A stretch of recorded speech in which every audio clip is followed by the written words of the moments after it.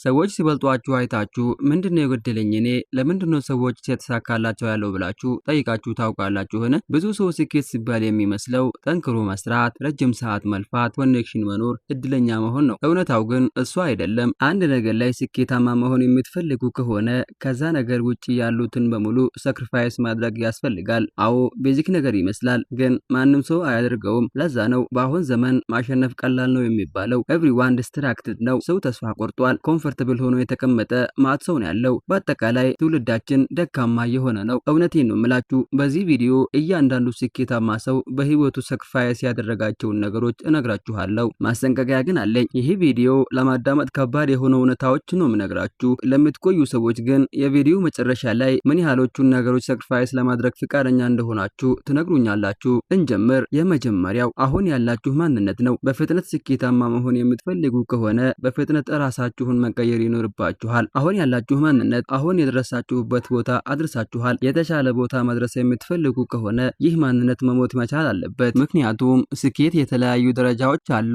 እነሱ ደረጃዎች ደግሞ የተለያየ ማንነት ይፈልጋሉ። ስትሰሙት ከባድ ሊመስል ይችላል። ብዙ ሰው ለረጅም ዓመት ተመሳሳይ ፐርሶናሊቲ ነው ያለው። ከዛ ግራ ይገባቸዋል። ለምንድነው ግን የማያሳካልኝ? ለምንድነው ሰው ስለወጥ ብቻ እኔ ቁጭ ብዬ የሚመለከተው? ምክንያቱም አዲስ ማንነት እየገነባ ስላልሆነ ነው። አዲስ ማንነት መገንባት ሲባል ምን ማለት ነው ካላችሁኝ፣ የመጀመሪያው አዳዲስ ልምዶች። እኛ ማንነታችን በየቀኑ የምንሰራቸው ስራዎች ውጤት ነው። አበቃ። የሆነ ሰው ሰነፍ ነው፣ የሆነ ሰው ጎበዝ ነው የሚያስብለው ዝም ብሎ ፐርሶናሊቲ አይደለም። በየቀኑ የሚያደርገው ነገር ነው ዲፋይን የሚያደርጉት ሰው። አሁን ያላችሁን ማንነት መቀየር የምትፈልጉ ከሆነ ያ የተቀየረው ማንነት ሊሰራቸው የሚችሉትን ነገሮች አሁን ላይ ቀርቦ መስራት ነው። ለምሳሌ ልበልና አሁን መሆን የምትፈልጉት ሰው ሰክሰስፉል፣ በጠዋት የሚነሳ፣ ስፖርት የሚሰራ፣ ጸሎት የሚያደርግ፣ ጠንካራ ሰራተኛ፣ ሀብታም ጓደኞች ያሉት፣ ይህን ነው መሆን የምትፈልጉት እንበል። እዛ ቦታ ለመድረስ አሁን ላይ ልክ ያ ሰው የሚኖረውን ህይወት መኖር ያስፈልጋል። ያ ማለት ምን እያልኳችሁ ነው? ፌክ ኢት አንቲል ዩ ሜክ ኢት ይባላል አይደለ? ያን ሰው አክቹሊ እስክትሆኑ ድረስ ያ ሰው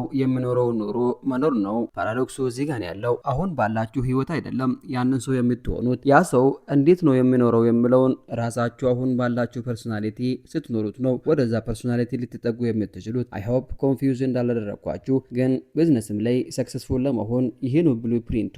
አሁን ያላችሁ ቢዝነስ በወር 100,000 ብር የሚሰራ ከሆነና በወር 1 ሚሊዮን እንዲሰራ የምትፈልጉ ከሆነ በወር 1 ሚሊዮን የሚሰራ ካምፓኒ እንዴት ነው ኦፕሬት የሚያደርገው የሚለውን ታዩታላችሁ። ከዛ ያንን ኦፕሬት የሚያደርግበትን መንገድ አሁን እናንተ በወር 100,000 ብር የሚሰራ ካምፓኒ ላይ ትደግሙታላችሁ። ከዛ በኋላ ወደ 1 ሚሊዮን ይወስዳችኋል። አዲስ ማንነት ስትገነቡ በዙሪያችሁ ያሉ ሰዎች ኮምፎርታብል ላይሆኑ ይችላሉ፣ ግን ኢትስ ኦኬ ይለምዱታል። እመኑኝ። ሁለተኛው መስዋዕት የምታደርጉት ነገር ሪሌሽንሺፕ ነው። 3 አይነት ሪሌሽንሺፕ፣ የቤተሰብ፣ የጓደኛ እንዲሁም የፍቅር ሪሌሽን። ከመጀመሪያው ጀምር ከቤተሰብ ጋር ያላችሁ ግንኙነት እንዴት ማርጎ ያሳድጋችሁ? እንዴት ቤተሰቦቻችሁ እነሱም ብለን ማድረግ ማቆም መቻል አለባችሁ። የቻሉትን ያህል ሞክረዋል። እብን ብልሽልሽ አድርገው እንኳን ቢያሳድጋችሁ በቃ ዛሰድ የሆነ ሆኗል።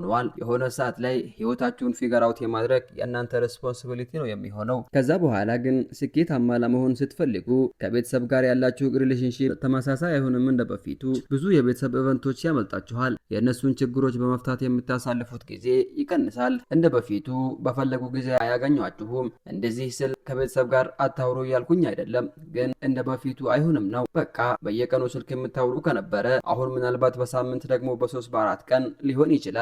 ግን ኢትስ ኦኬ አይኖ እነሱም አክሴፕት ለማድረግ ሊከብዳቸው ይችላል።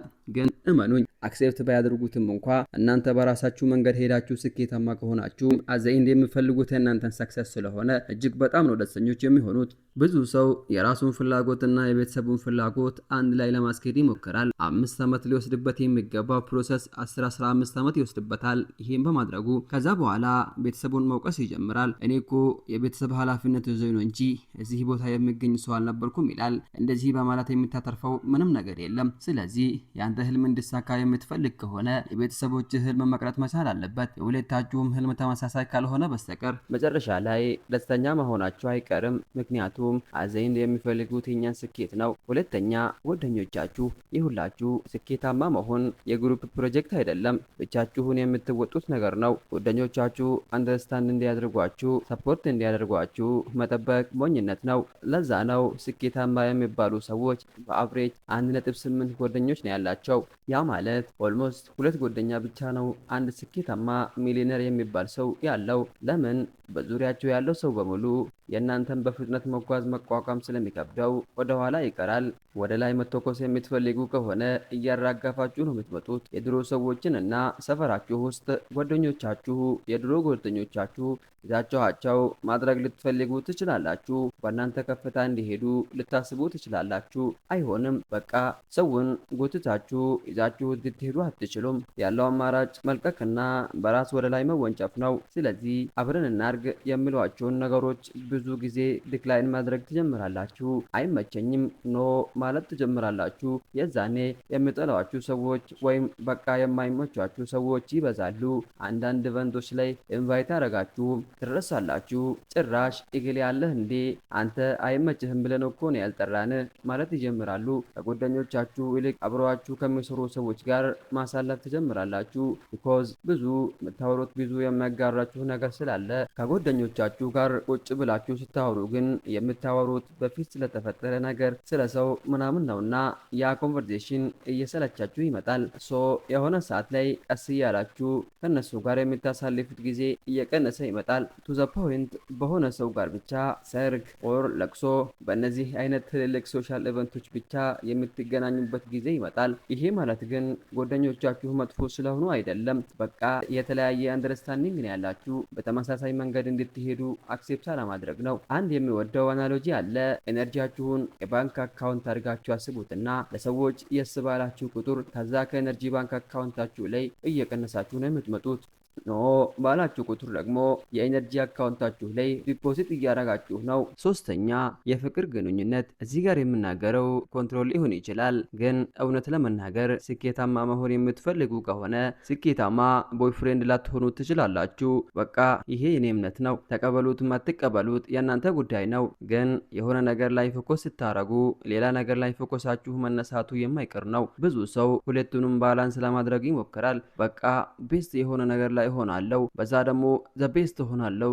ግን ሪያሊቲ ውሱ አይደለም። ለምን? አንድ ነገር ላይ ፎከስ ስታረጉ የሱ ውጤቶች ሌሎችንም ጥሩ እንዲሆኑ ያደርጋቸዋል። ስራችሁ ላይ እጅግ በጣም ጥሩ ከሆናችሁ፣ ቪዥን ያላችሁ፣ ስፖርተኛ፣ ስፒሪቹዋሊ ስትሮንግ የሆነ ሰው ከሆናችሁ ሪሌሽንሺፑም ጥሩ ይሆናል። ግን ኤርሊ ስቴጅ ላይ መጀመሪያ ስትርግል የምታረጉበት ሀስል የምታረጉበት እድሜ ላይ ግን እውነት ለመናገር አብዛኛው ሪሌሽን ዲስትራክሽን ነው። ቢቀርብባችሁ ነው የሚሻለው። አንድ የሚወደው ሙቪ አለ። እዛ ላይ ዴት ከሚያረጋት ልጅ ጋር ብሬክአፕ ሲያረግ ያላት ነገር ቤስት ድራመር መሆን ነው የሚፈልገውና እንዳልሆን ደግሞ አንቺ ታስቆምኛለሽ።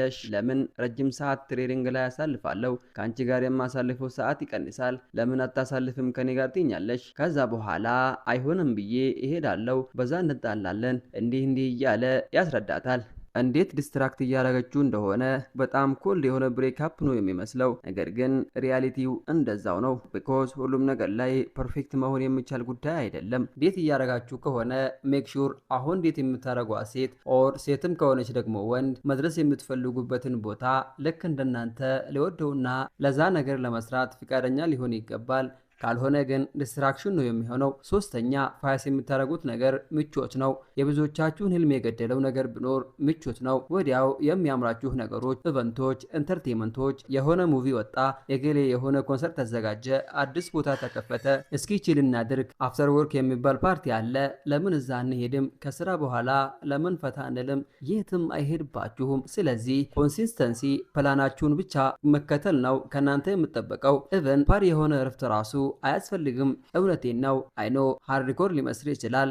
ዛሬ ግን ማረፍ ኃጢአት ሊመስላችሁ ይገባል። እራሳችሁን የበድላችሁ እስኪመስላችሁ ድረስ ምን ያህል መስራት እንደምንችል አልገባችሁም። ምን ያህል ፖቴንሻል ውስጣችሁ እንዳለና ማረፍ የፈለጋችሁበት ጊዜ ከፖቴንሻላችሁ ዝቅ እያላችሁ ነው የምትመጡት። ስለዚህ አቅማችሁን እስከ ጥግ ድረስ ማሟታችሁ ልትጠቀሙበት ይገባል። እረፍት ከማለት በፊት እኔ ግራ ይገባኛል። ሰው አንድ ሳምንት ሰርቶ ኤምፕሎይ ሆኖ በቀን 8 ሰዓት ሰርቶ ቅዳሜ ላይ በጣም በቃ በስራን ያሳለፍኩትና መዝናናት አለብኝ ብሎ የሆነ ፓርቲ ይገባል። ብሮ በቀን 8 ሰዓት ነው የሰራኸው። በቀን 12፣ 13፣ 14 የሚሰራ ሰውዬ አያርፍም። ቅዳሜንም እየሰራ ነው። ገስዋት እሁድንም እየሰራ ነው። ከዛ ለምን ግራ ይገባሃል? ያ ሰውዬ ስለቀደመ የብዙዎችን ህልም የገደለው ምቾት የሚባል ነገር ነው። እውነቴን ነው ምላችሁ። አሁን ላይ ስኬታማ መሆን የምትፈልጉ ከሆነ ኤቭሪ ኢንተርቴይንመንት የምትሏቸውን ነገሮች በሙሉ ኪል ማድረግ መቻል ይኖርባችኋል። እውነቴን ነው። አብዛኛው ነገር ዲስትራክሽን ነው። እመኑኝ። ፎከስ አድርጉና ስራችሁ ላይ ስሩ። ስራችሁ ውጤታማ ከሆነ በኋላ እነዛ ያጓጓችሁላቸው ኢቨንቶች በትልቅ ሌቭል ይመጣሉ።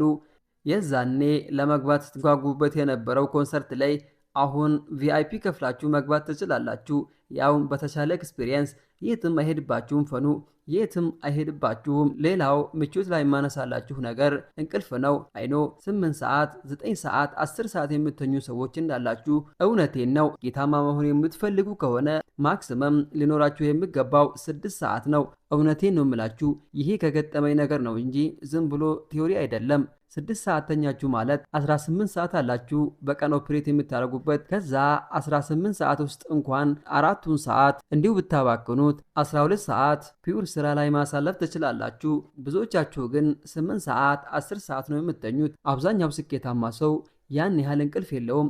ሌላው ደግሞ እዚህ ጋር ማነሳላችሁ ሰክሰስፉል ቢዝነስ ቢውልድ ለማድረግ እየፈለግኩ ነው፣ በጎን ደግሞ ስዕል እማራለሁ፣ ፒያኖ እማራለሁ። ኖ ያ ነገር ሜይቢ ስትሰሩት ሊያስደስታችሁ ምናምን ሊመስላችሁ ይችላል። ግን እናንተ መሆን የምትፈልጉበት ነገር ሌዘር የሆነ ፎከስ ይፈልጋል። እሱና እሱ ላይ ብቻ እንድታተኩሩ ይፈልጋል። ሌላው ከዚህ ጋር አብሮ ሳክሪፋይስ የምታደርጉት ጤንነታችሁን ነው። የሆነ ስኬታማ ነገር ቢውልድ ማድረግ ከምታስቡት በላይ ስትረስፉል ነው እና ከስትረስ ጋር ተያይዞ የሚመጡ ደግሞ ብዙ በሽታዎች አሉ። ለምሳሌ ራስ ምታት፣ ጨጓራ ይመጣል። ስትረስ ካለባችሁ እነዚህ ነገሮች አይቀሩም። አብዛኛው ባለሀብት እኮ በሽተኛ ነው። ጉበቱን ያመዋል ወይ ጨጓራው ያመዋል። በቃ ኤቭሪዋን በሽተኛ ነው። ምክንያቱም ፕሮሰሱ ከምታስቡት በላይ ከባድ ነው። በሽተኛ ሆኖ እያልኩኝ ሳይሆን ሪያሊቲው ይሄ ስለሆነ ነው። አራተኛ መስዋዕት የምታደርጉት ነገር ኩራታችሁን ነው። ሀበሻ ኩራተኛ ነው። ዝቅ ብሎ መስራት ባህላችን አይደለም። ብዙዎቹ ዝቅተኛ ስራ ለመስራት ፈቃደኛ የሚሆኑት ከሀገር ውጪ ከሆነ ነው። እዚህ ሀገር ግን የሚያውቀው ፊት ዝቅተኛ ስራ መስራትም አይፈልግም፣ ወይም ደግሞ ባለው ነገር ኮምፎርታብል እንደሆነ ነው ማስመሰል የሚፈልገው። አጫጫ ከሆነ ሰውነት መገንባት ካቃተው እኔ ቅጥነቴ ነው የሚያምርብኝ ብቀጥንም ጠጅ ነኝ እያለ ራሱን ነው መደጋገፍ የሚፈልገው። ይሄ ኢጓችን ነው ውስጣችን ያለው።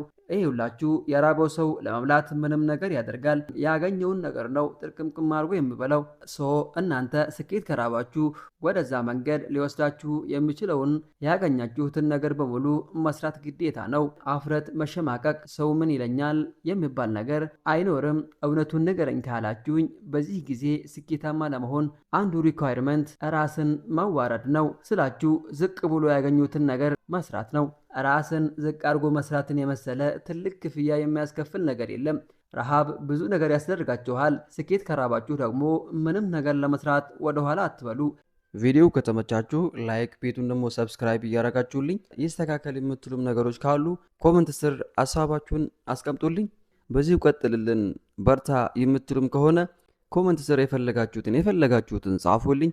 ሌላው ደግሞ ቀጣይ በጣም በአሪፍ ቪዲዮ ስለመጣላችሁ አሁን ሰብስክራይብ ባታደርጉ እንኳን ሌላ ጊዜ ሰብስክራይብ ማድረጋችሁ ስለማይቀር አሁኑኑ ሰብስክራይብ አድርጉልኝ። ይመቻችሁ። ኢትዮጵያን አላህ ይባርካት።